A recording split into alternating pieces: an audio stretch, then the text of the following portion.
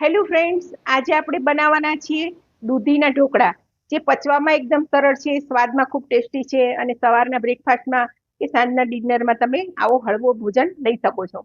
તો ચાલો ઝડપથી રેસીપી જોઈએ. ચેનલને સબસ્ક્રાઇબ જરૂરથી કરજો. તો દૂધીના ઢોકળા બનાવવા માટે આ દૂધી લીધી છે.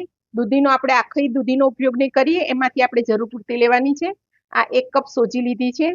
આ આદુ મરચાં મેં ક્રશ કરી લીધા છે. આ રાઈ અને તલ વઘાર માટે લીધા છે. આ લાલ મરચું, હળદર, મીઠું અને તેલ છે. આટલી વસ્તુના ઉપયોગથી આપણે રેસીપી બનાવશું. તો પહેલા આપણે ઢોકળાનું ખીરું તૈયાર કરીશું. તો જે કપ ભરીને આપણે સોજી લીધી હતી એ જ કપ ભરીને આપણે દૂધીના ટુકડા લીધા છે. દૂધીના ટુકડાને આપણે રફલી ચોપ કરી લીધા છે અને એને મેં ધોઈ નાખ્યા છે. તો એ રીતે આપણે માપથી કરીશું તો એકદમ પરફેક્ટ બનશે. અને આ 1 કપ આપણે સોજી માપીને લીધી હતી. તો આ રીતે માપ સાથે કરવાથી એકદમ પરફેક્ટ આપણું બનશે. અને આ અડધો કપ દહીં છે.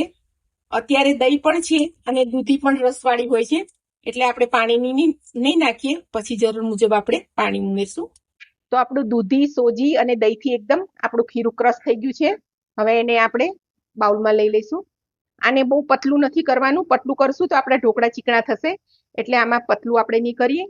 અને તમારી પાસે જો આદુ મરચાંની પેસ્ટ ના હોય તો તમે આની અંદર જ આદુ અને મરચાંને નાખી દેવાના, તો આની સાથે જ ક્રશ થઈ જશે. તો આની અંદર આપણે મસાલા કરશું. આપણે આદુ મરચાંની પેસ્ટ નાખી દીધી છે. આ સ્વાદ પ્રમાણે મીઠું નાખશું. આ 2 પિંચ જેવી આપણે હળદર નાખવાની છે, જેથી કલર આપણો સરસ આવે. ખાટું દહીં છે એટલે બેલેન્સ કરવા માટે આપણે આ અડધી ચમચી ખાંડ નાખશું. તમારે ખાટા ખાવા હોય તો પણ તમે સ્કીપ પણ કરી શકો છો. તો બેટરને આપણે થોડુંક પતલું કરશું. આપણે અડધો કપ જે દહીં લીધું હતું, અડધાથી અડધો કપ આપણે પાણી નાખીશું. તો આપણે દાળને ચોખા પલાળીને જ્યારે ઢોકળા કરતા હોઈએ છીએ ત્યારે આપણે ચણાની દાળ પલાળેલી નાખતા હોય છે, જેથી એમાં ક્રન્ચી ટેસ્ટ આવે. તો આ ઇન્સ્ટન્ટ ઢોકળા છે, તો એની અંદર આપણે આ 1 ચમચી જેવી આ દાળિયાની દાળ આવે છે એ આપણે એમાં એડ કરશું, જેથી વચ્ચે દાળ ખાવામાં આવે તો ખૂબ જ ટેસ્ટી લાગે છે. અને આપણે 1 ચમચી જેટલું આપણે તેલ એડ કરીશું. 1 નાની ચમચી આપણે ઈનો નાખવાનો છે. સોડા નાખીશું તો આટલું સારું રિઝલ્ટ નહીં મળે, એટલે માટે આપણે ઈનો એડ કરીશું. એની પર આપણે થોડુંક જ પાણી એડ કરીશું અને એક્ટિવ કરી લેશું. તો હવે આપણું ઢોકળાનું બેટર તૈયાર થઈ ગયું છે.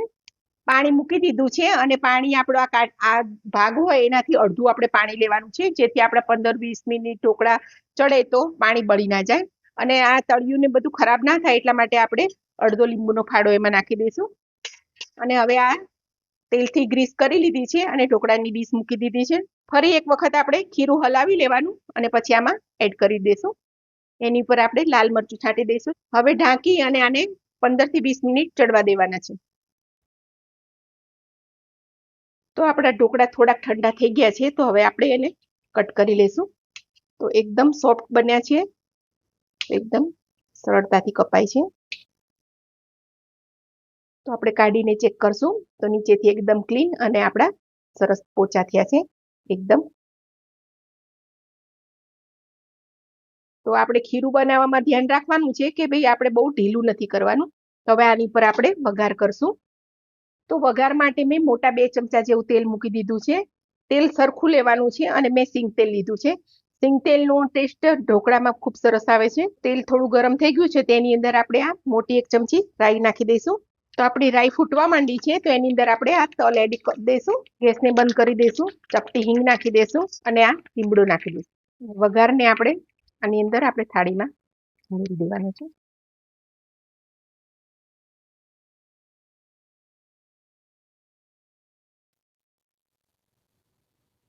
તો આપણે દૂધીના ઇન્સ્ટન્ટ ઢોકળા તૈયાર થઈ ગયા છે, જે ખાવામાં ખૂબ જ ટેસ્ટી છે, બનાવવામાં પણ સહેલા છે અને એકદમ હેલ્ધી છે. જો બાળકો દૂધી ન ખાતા હોય તો આ રીતે આપણે ઢોકળા બનાવીને લંચ બોક્સમાં કે બ્રેકફાસ્ટમાં કે ડિનરમાં લઈ શકીએ છીએ.